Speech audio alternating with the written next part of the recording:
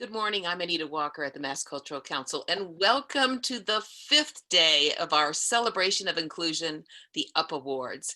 We have been building every day this week toward Friday, and today we build toward a better future.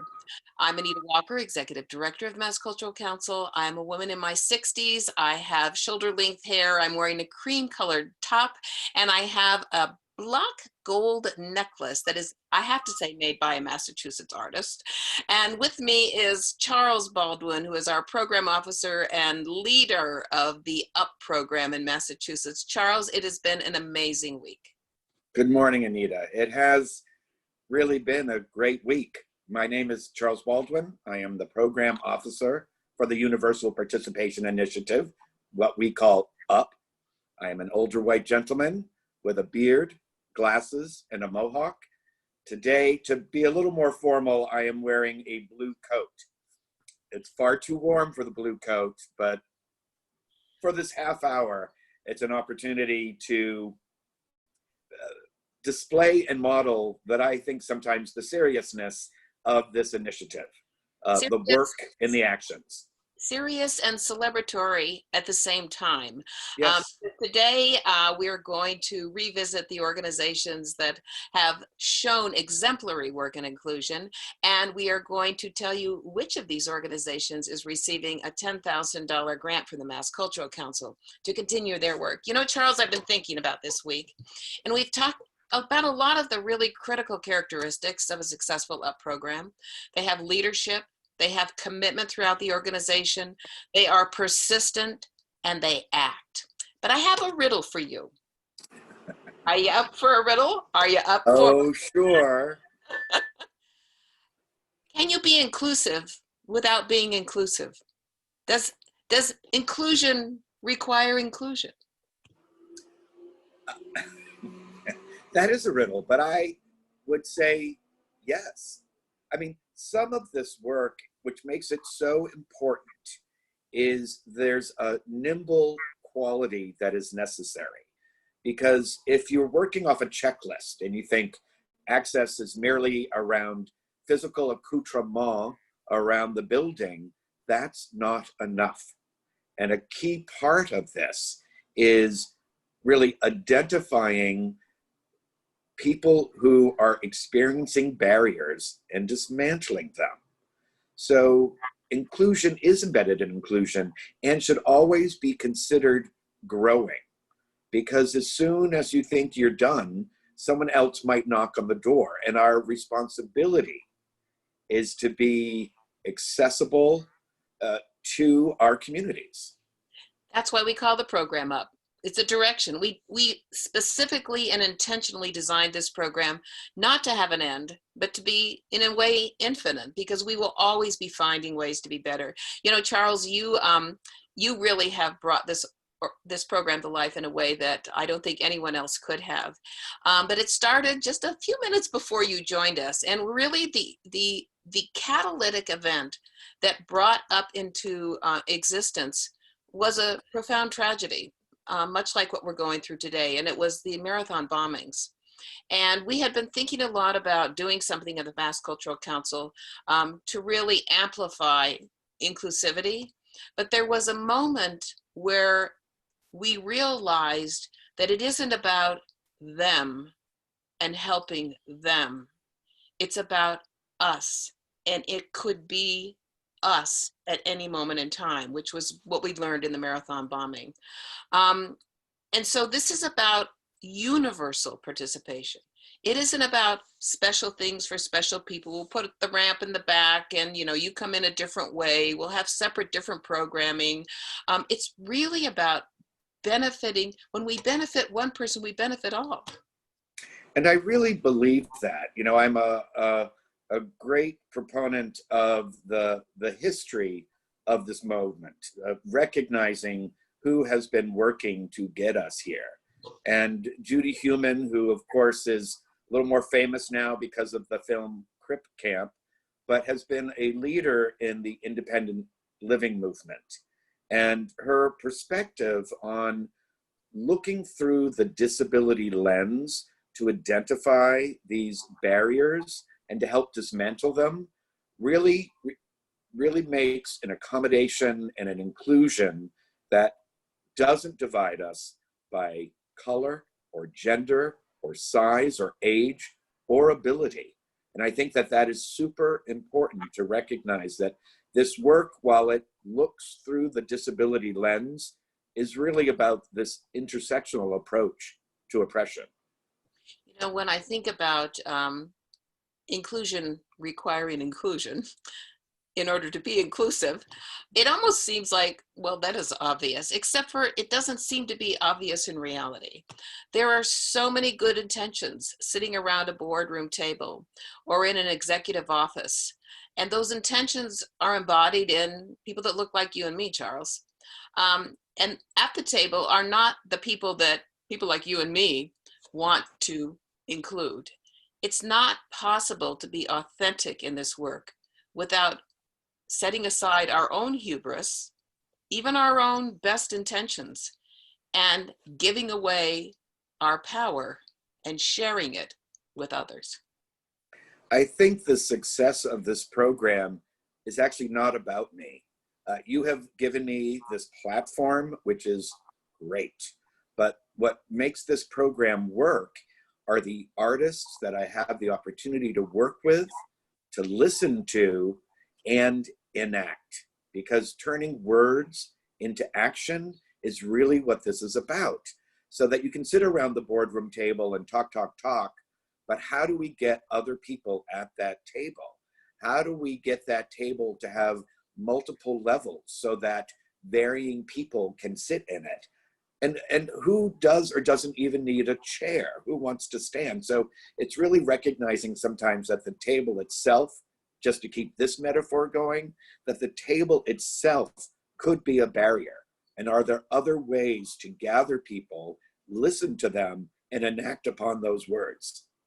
So Charles, part of our program is to provide resources to help all the good intentions and all of our amazing organizations. And I do want to pause a moment because we've been focusing on a relatively small and exemplary group of organizations, but we've got about 70 organizations that have raised their hands, that have stepped up and have not just said, we want to be inclusive, we want to get the up label, but they're putting the work in. They are. We've got about, excuse me, about 70 different organizations that have raised their hand and said, I want in. Some are organizations that by their very mission are doing the work, and some have said, I need to learn more.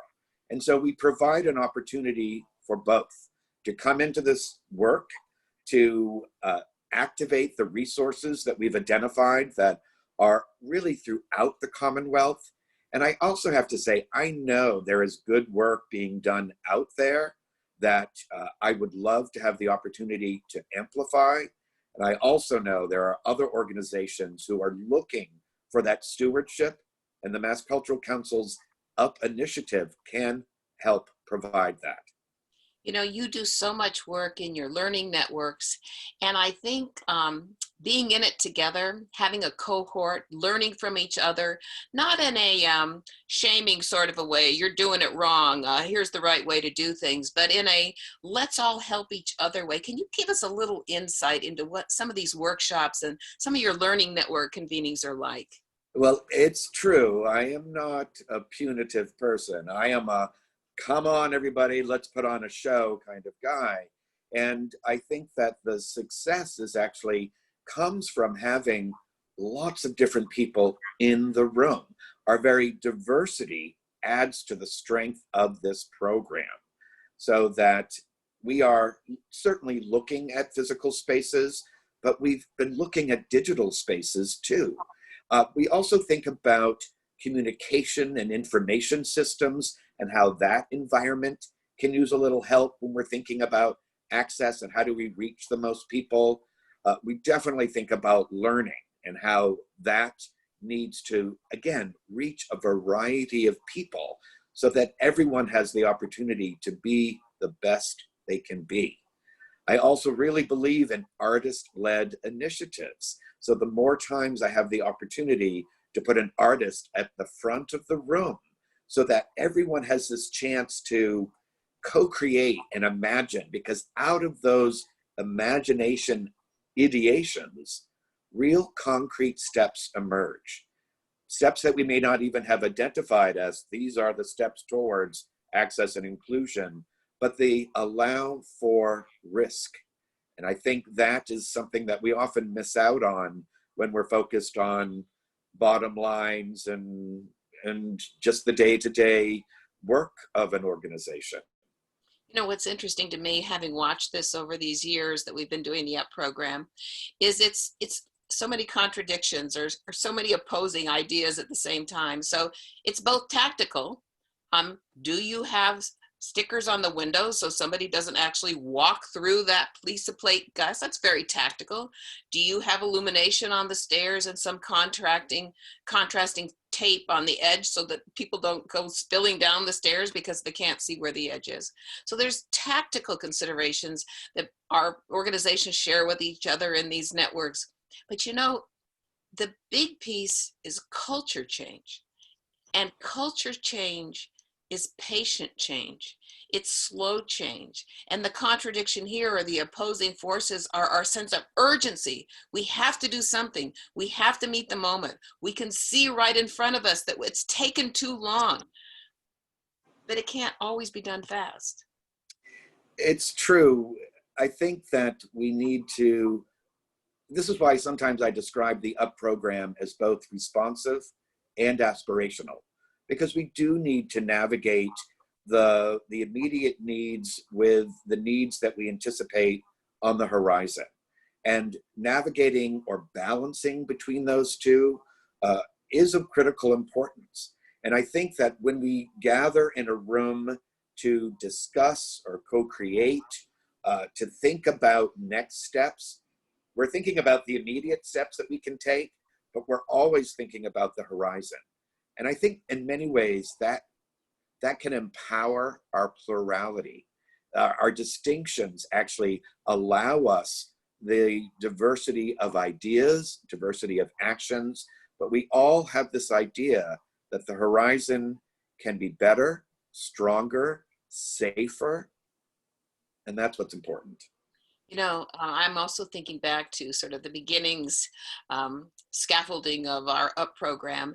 And one of the foundations is the Americans with Disabilities Act. And one of the things that sort of made us know we needed to do something is we kept hearing from organizations when we would talk about the ADA, oh, just tell me what I have to do. Oh, there's so many rules and regulations. This thing that was born as a beacon had felt like a burden in our field, felt like an obligation, felt like a bureaucratic set of big bathrooms and ugly ramps that were going to ruin the aesthetic quality of our building.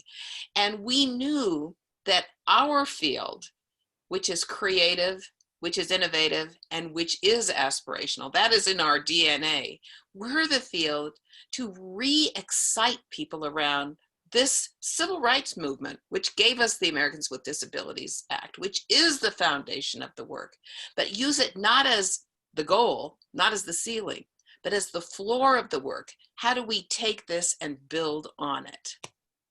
I can't agree more. I think that, you know, civil rights actions under the ADA are the foundation for this work. But this, you know, nothing against all of the work that our peers in government do, but when has mere compliance been something a creative or artist wants to address?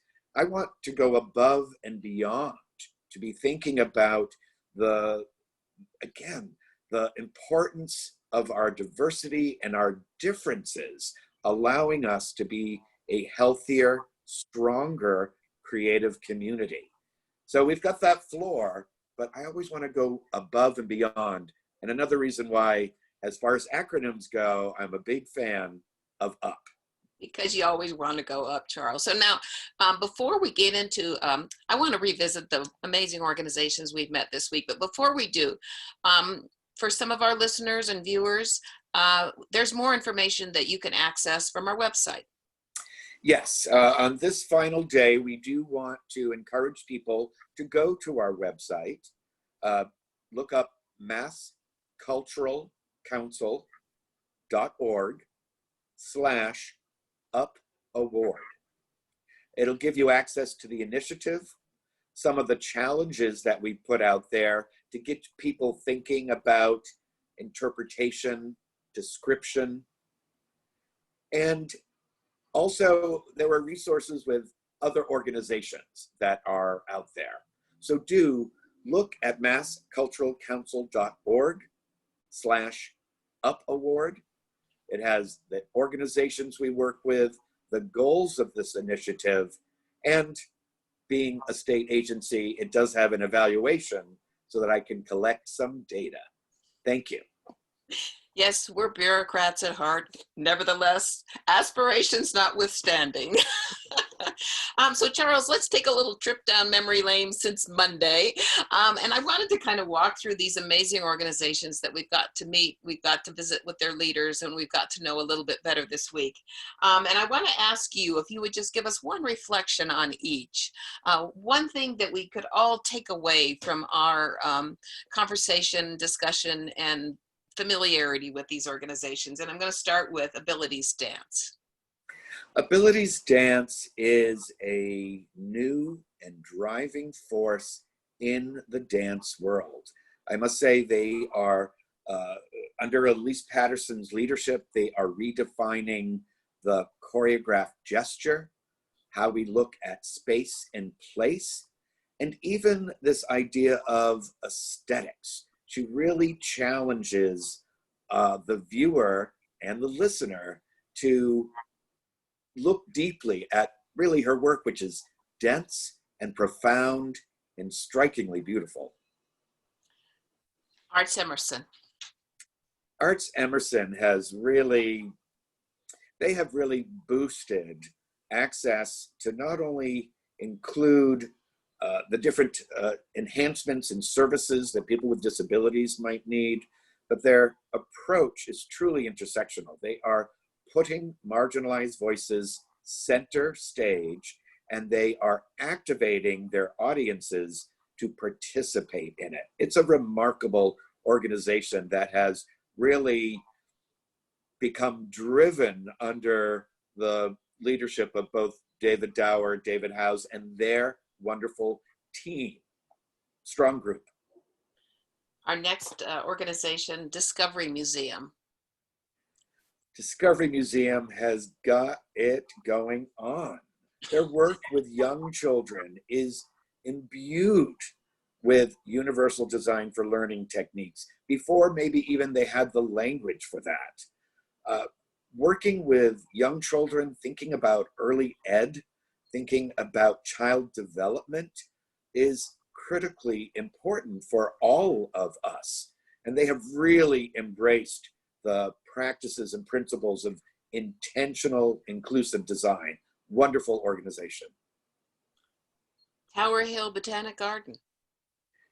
Tower Hill Botanic Garden, I was so excited to see that they were nominated because we do work with a number of organizations that have land and space and the importance of nature, particularly as we look at the way the biodiversity is so important to an ecosystem. That is reflected in our human diversity as well.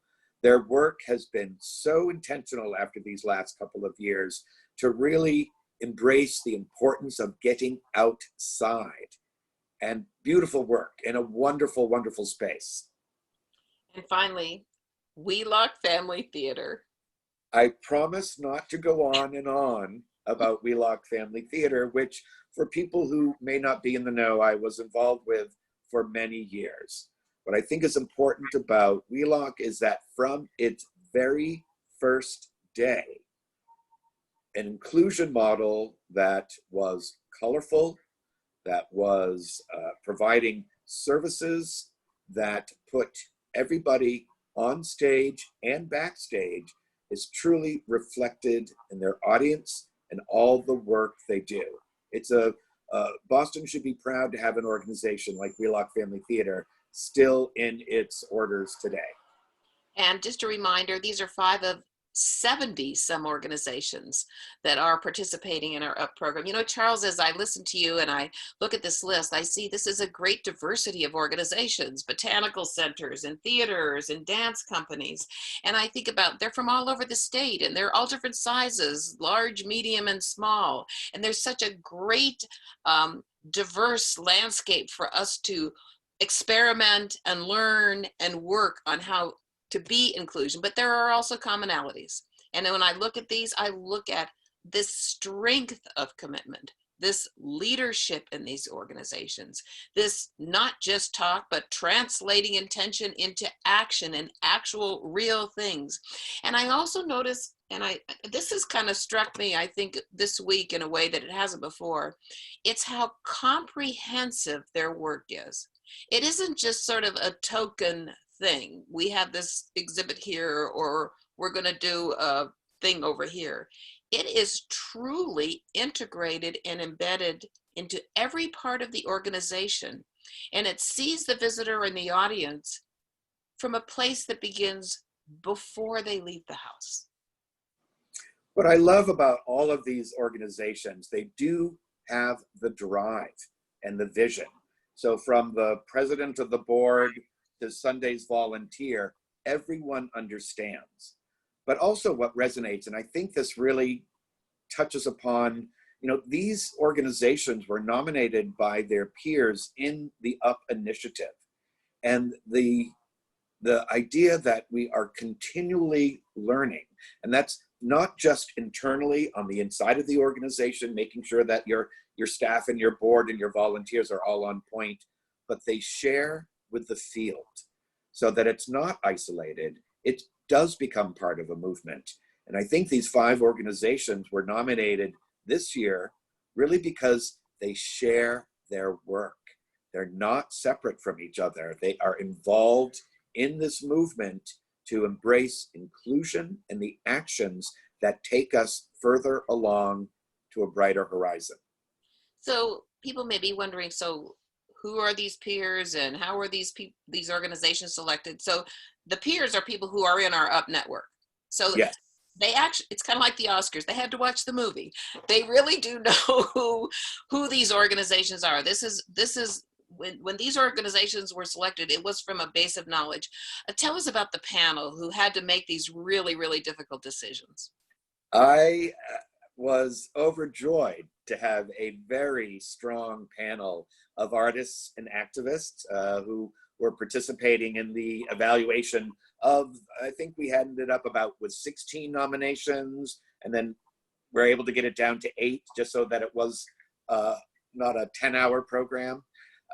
But Adriana Nantuan, who is a musician who we will hear at the end of the program, was on that panel. Maria Cabrera, who used to be with the Museum of Science, is a fantastic community organizer and engagement person. I have the opportunity to work with her. Ethan Linsky, who works with EPIC. EPIC is the teen job program out of Triangle, which works with youth with disabilities that is, again, integrating them into society. He also does improv comedy. So Ethan was there. Rhiannon Gutierrez, who works for the Boston Public School System in their digital learning. Amazing woman, so strong. And I have to say, I have gotten a few tips from her on this digital landscape, which has been super important. Additionally, let's see, we have Adrian, Maria, and Amber Piercy.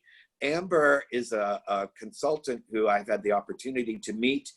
She works for the Braille Press, but is really working the inroads with cultural organizations to think about inclusion and to think about the audience that doesn't see. Strong, upcoming consultant. Really happy to work with her. And thank you so much, panelists, because I know you did a lot of work and it had to be a very, very difficult decision, but what an amazing group. Charles, we've also had this week tremendous guests and keynote speakers. I have been delighted to, when this was a physical program in Universal Design, I didn't want to just tell people, I wanted to show people. And I had the opportunity, again, to meet and work alongside some wonderful artists. And so when we had the physical program, which turned into a virtual program, we were able to honor all those requests. So Precious Lopez from the Berkeley College was able to join us. She and her fiance, Shane Lowe. Caroline Whiddon from Me Too Orchestra was on Wednesday. Beautiful performance, honest, and authentic. Yesterday, we had Queen Mab, which worked a performance from The Tempest that is both in English and in ASL. Today, we'll be joined by Adrian Anantawan, who I see popped onto the screen. And then, of course, a special shout out to Sarah Mankara, who gave the keynote. I have been wanting to work with her for a while. She runs a wonderful organization out of Cambridge, and she speaks her truth, and she speaks something that all of us need to hear. So I was delighted that Sarah Mankara was able to join us. Really strong program, strong artists and activists. So Charles, the moment has arrived. Yes. I've been talking about one organization receiving a $10,000 grant. And we know that everyone who cares about justice and inclusion is feeling a certain level of pain in these current times. So we're hoping that this honor, this recognition of this work serves as both a balm to help ease us through that pain, but also fuel to accelerate and excite the work, because it's more important now than ever before. So we have 5 organizations. 4 of them will receive $1,000 grants from the Mass Cultural Council. And again, our 5th organization will receive a $10,000 grant. And Charles, we'll arm wrestle over the envelope. I think I have it in my hand. I think, Anita, it's been a joy to co-host with you. I would like you to read it. Well, I would like to say, first of all, exemplary work.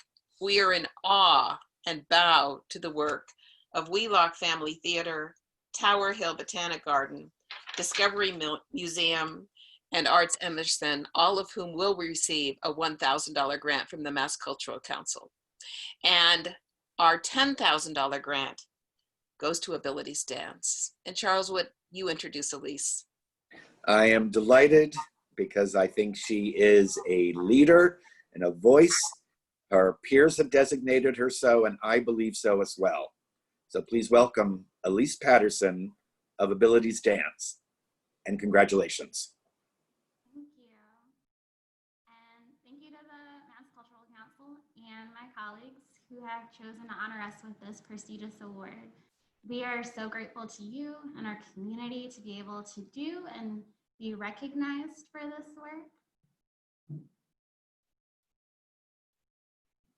So I had this whole thing prepared where I was going to say all of this, sound super hopeful of the future and how we can move forward together, but I'm tired of that corporate nonsense. You're tired of that corporate nonsense. Because I mean, how many emails have we received from every entity ever with the subject line of Black Lives Matter, or we stand in solidarity with the Black community with the same empty language?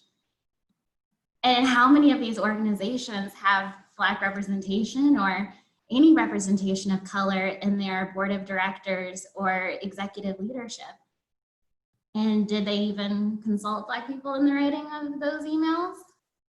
So I'm going to pivot a little and say that the new theme of today is representation, because representation is transformative. Representation transforms words into action. Representation is equity. Representation is inherent in intersectional disability rights.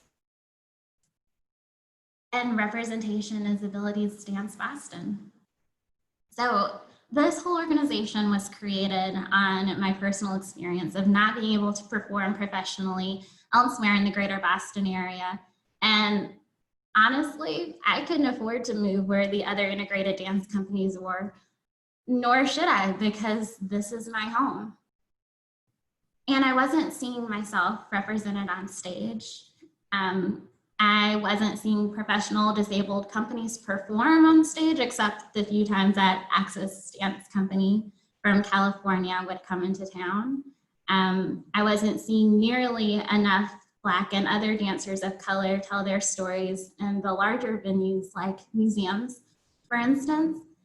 And I definitely wasn't seeing the intersections of these identities like Black and disabled, or disabled, queer, non-binary, first generation, or non-disabled Chinese immigrant, and so many more that should be given work opportunities because they are so inherent to the makeup of our state, our country, and humanity. And so Abilities Dance Boston was born on the few $100s from tips working in a bar and the vision of what I think Boston can be.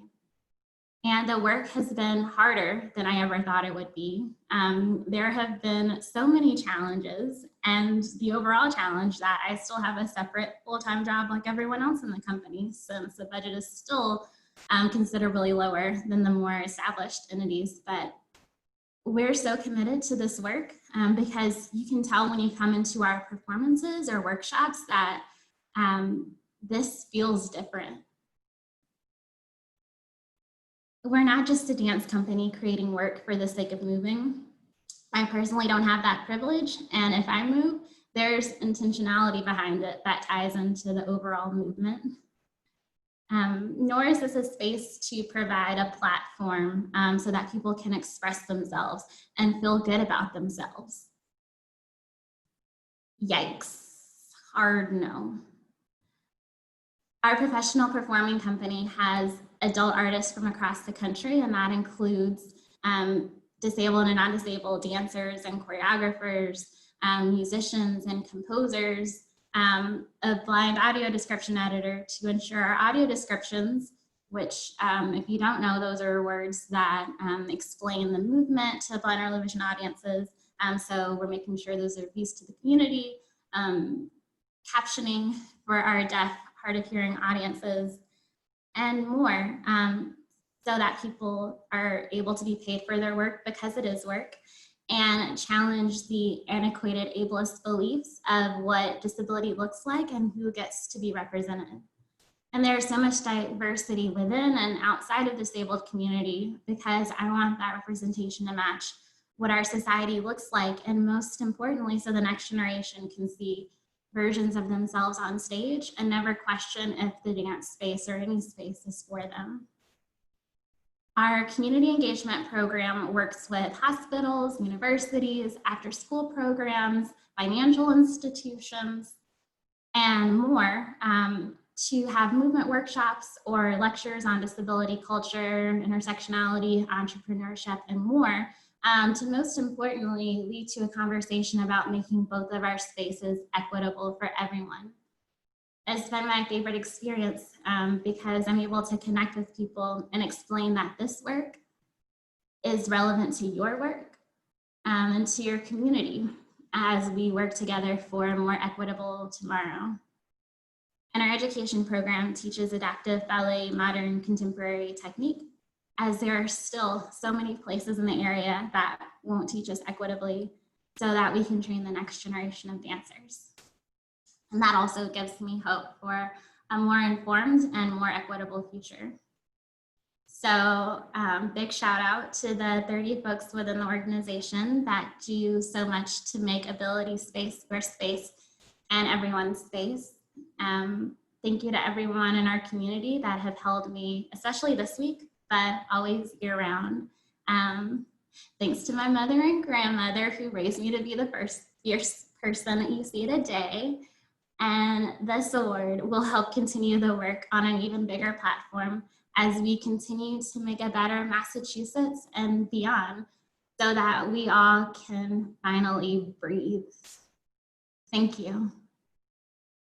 Thank you so much, Elise. That was absolutely powerful and couldn't have been a better way to capture what we've been trying, Charles and I, all week to capture and to share with our viewers and everyone.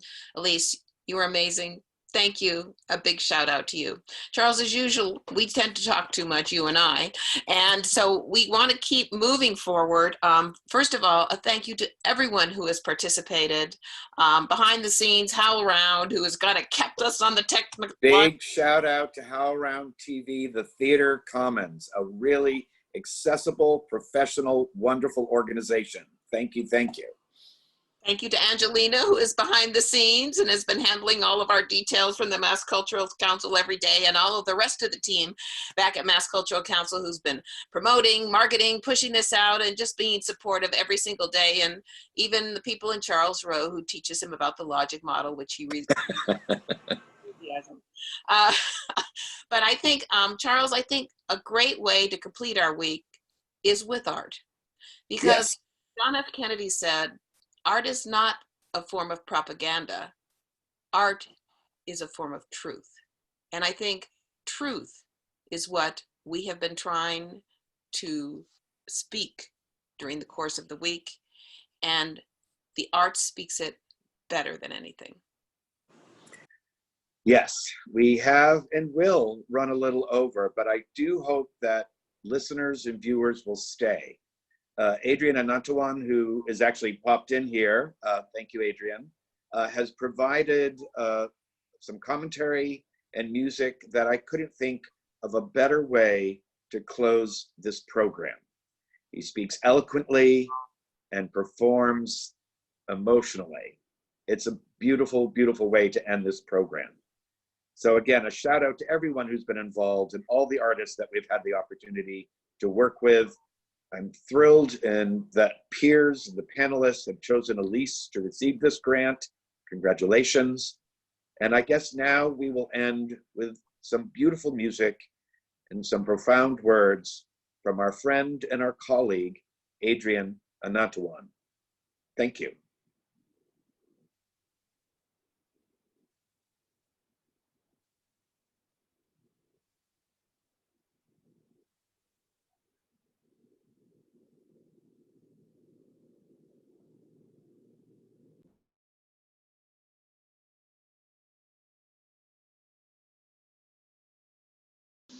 Hi there, my name is Adrian Anantawan. I am a violinist who lives in Massachusetts, and I want to thank the Mass Cultural Council for having me here, at least virtually, and to congratulate all the winners of the UP Award and all those who continue to do work around arts, equity, and inclusion.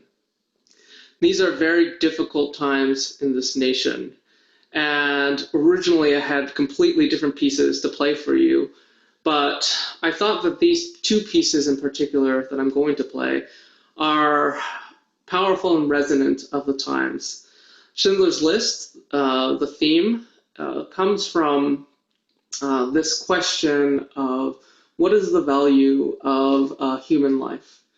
And the idea of hope that through suffering, if you can save one person, you save the world entire. And I think that's so important as we feel out of control and what can we do to be able to change entire systems. We can save one person or we can help one person. We are helping the entire world. The second piece that I'm going to play is called Salut d'Amour by Edward Elgar, an English composer from the 19th century. And this is a piece that I think consistently reminds me, as we say farewell to those we love, there can still be tremendous beauty that is left in this world. So be well wherever you are. And again, thank you for having me here. Take care.